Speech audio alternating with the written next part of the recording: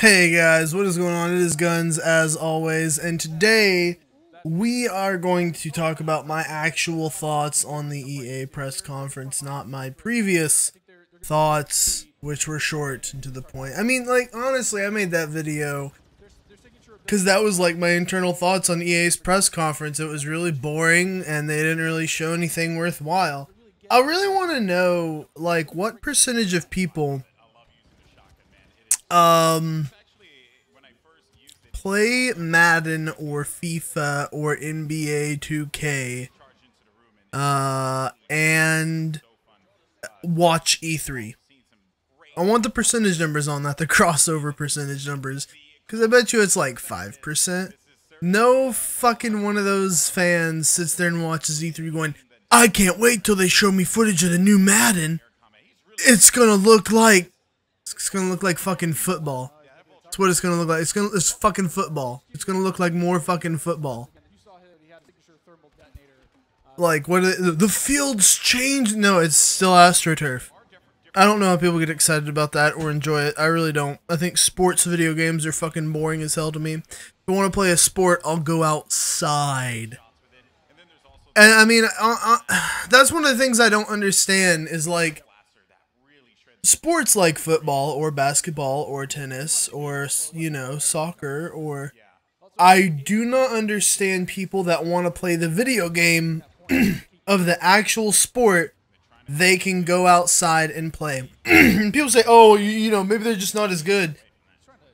Listen, I played baseball and I played tennis for a number of years.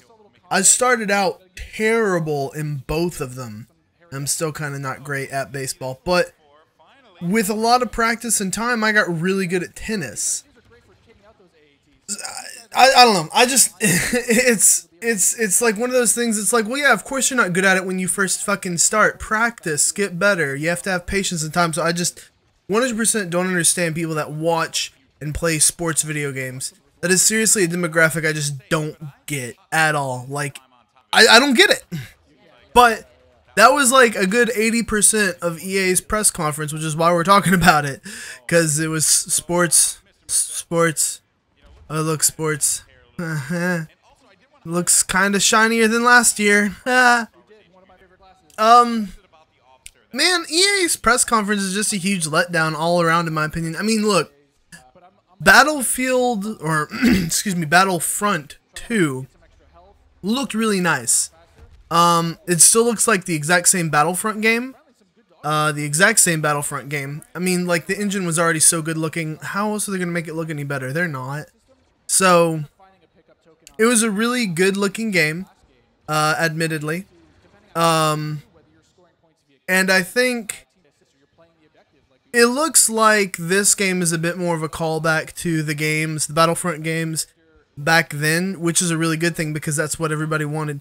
Literally everybody said, when DICE got a hold of the Battlefront license, everyone told them, just take Battlefield and reskin it with Star Wars and put us in space.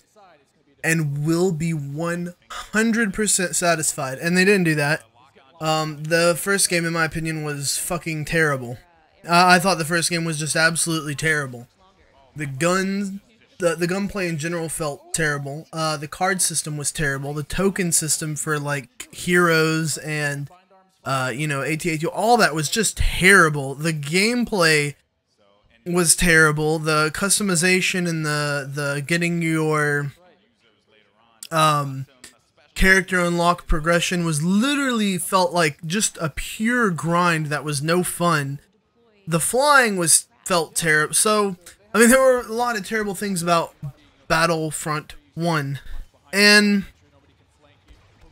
I'm hoping they've addressed a lot of... They certainly talked about it like they addressed a lot of them, of those issues. And I'm hoping that that actually is the case. It'll be awesome if that actually is the case. It'll be fantastic. So for me right now, Battlefront 2 is a wait-and-see game. It is what it is. It's wait and see. They showed One Way Out, or The Way Out, I forget its name, which looks interesting, I guess. Sorta. It's a co-op game. It has to be a co-op game. It can't be anything else other than a co-op game, I guess. And I think that's interesting and okay. It's one of those games I honestly, I don't know. I mean, watching the trailer and watching, you know, the fact that two people have to play co-op and, like, work with each other, that game's going to be super dependent on, its story and its gameplay elements that it has. Which is why those kind of single-player games, it's, like, probably going to be a one-time, 8-hour playthrough at most. I understand people not buying those games because they come out at $80 or not 80 but $60. And listen, when a game comes out at $60 and most people get 1 to 2 games a month, you know, what are you going to pick? This 8-hour co-op experience or Battlefront 2? That also has split screen co-op now, by the way. The answer is Battlefront 2. I thought Anthem looked really interesting. Anthem is BioWare's Destiny-inspired sci-fi MMO-like video game, which is kind of funny because they even had a wall. Like, it starts off with the wall. It is our protection, and it's like, Destiny? Because it's like the last wall on Earth. I'm doing my Zavala impression. Or the last city on Earth, the Great Wall, you know? So it was like, already feels a little cliche and like you're copping us out on a Destiny clone at the moment, which is funny to think about, a Destiny clone. What? But BioWare is one of the companies that they either make the fucking best game that has come out that year, or they make a very average game. They never make terrible games, and they never make games that are like, this had a lot of promise and could be great if they just fixed 1 or 2 things. Most of their games are, this game is shit and will remain shit, or not shit, but this game's average and it will remain average. There's very little they could do about it. Or it's, this game is absolutely amazing. They don't make games that are like 7 or 8 out of 10s. They either make a 10 out of 10 or they make a 5 out of 10. So you got a 50-50 shot with it. I mean, for instance, Mass Effect 1, for its time, an absolute wonderful game. Mass Effect 2, improved on it, way better. Mass Effect 3, if you ignore the ending and just make up your own in your head, it's a 10 out of 10 game. It is 10 out of 10. Mass Effect 3 is, if you just ignore the ending, which I do because Casey Hudson's a fucking idiot. But I think Knights of the Old Republic, the actual turn-based or real-time strategy-based Star Wars games, not the MMO. Number 1 was great. Number 2 was okay. It was average. If you liked the story, you would like it, but that's about the only people that would like it. Star Wars The Old Republic, the MMO. This is a very average MMO. It felt like they were just copying the formula of everybody else, and it was very unoriginal. Jade Empire. Fucking fantastic game. So, BioWare is either going to knock it out of the park with Anthem, or it's going to be one of those really average, middling games. And I hope they don't get caught in the trap of trying to be like Destiny, because if you look about it, yeah, that's how they describe it. It's EA's answer to Activision's Destiny, which, if for those of you that forgot, Activision owns Destiny. They don't own Bungie, but they own Destiny.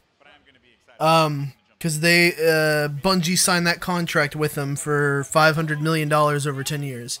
So Activision owns Destiny's ass. And so this is EA's answer to Destiny. EA and Activision are always directly trying to compete with each other. Always. So I just hope BioWare can make a great game, and I have full faith in them that they could make a Destiny-inspired game in their own setting, in their own world. I just don't want them to get caught in the trap of trying to be competitive with Destiny. I want them to just do their own thing. Because that's the worst thing in the world that happens to video games, is when they just try to be competitive with other video games. They're like, oh, you have that feature? Yeah, well, we have your feature, but slightly better. And it was like, no, it's actually not really, like, because their feature was their idea. It wasn't your idea, so they actually did it better the first time. You just added a bunch of, like, nonsense bullshit to make it better. So, yeah. BioWare could be 50-50 on it. We'll find out more with the gameplay reveal tomorrow of Anthem at the Microsoft press conference. That will be very eye-opening to see what it actually plays like. And I think it will be very interesting. But anyway, guys, those are my thoughts on EA's press conference. I hated the fact that it was 70% sports. The new Need for Speed looked very bullshitty to me. Need for Speed's just completely lost its way as a game. Completely lost its way as a game. Like, every time he smacked into a car, they did slow-mo destruction spinning out, and it was like, this is like softcore Burnout is what this is. It's like you tried to be Burnout, but you weren't like ballsy enough to make everything like blow up and explode and shrapnel fly everywhere, so you just kind of like softcore, oh, the door's tinted. Oh no, they're flying out of control.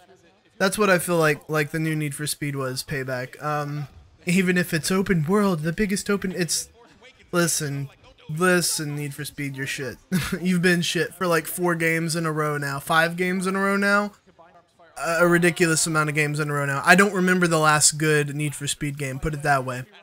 Yeah, I do actually. That was all the way back on the Xbox 360. When the Xbox 360 first came out, Need for Speed Most Wanted. That's the last good Need for Speed game. It's been about 10 years. Get your shit together, EA. But that being said, Battlefront 2, man. It's a wait-and-see game, absolutely. And so is Anthem. We'll find out more about Anthem tomorrow. Anyway, guys, that's all my thoughts on the EA press coverage conference recap out in Hollywood. Why they had it out in Hollywood. Michael Pachter, if you watch the Pachter Factor, actually has a really great, like, them having it out in Hollywood, stupid and bullshit. And EA's just trying to do it for no apparent good reason. Go watch that, I recommend it. I watch a lot of Michael Pachter. I like to know his inside opinion on the industry because he's, you know, an actual industry analyst that makes money off that stuff, so the dude knows his shit. But more press coverage for E3 obviously coming tomorrow. There will be press coverage. I will be covering both of the conferences over on my channel on twitch.tv/GUNZGAMES. You can come watch with me, chill, chat, and hang out all day tomorrow. We'll be watching Microsoft's press conference first, and we'll be playing games all night until Bethesda's press conference. Same thing Monday. We're going to watch, play video games all day in between Ubisoft and Sony. So we're going to get to watch a bunch of press conferences here in the next 2 days. It's going to be a lot of good fun, guys. I'm Guns. I'm going to get out of here. If you guys want to support the channel, you can go to the Patreon and support me on a monthly basis. It allows me to make more content for you guys, and you also get free previews, sneak peeks at content, access to the Discord where you can occasionally meet up with other people and play with us. And you can also get full gameplay looks at our PUBG's content. Many people enjoy that. And if you'd like to get games 20% off your first time and 5% the rest, go to greenmangaming.com. They're our sponsor for all of E3. Thank you guys for watching this video. I'm Guns. I'm going to get out of here. GG.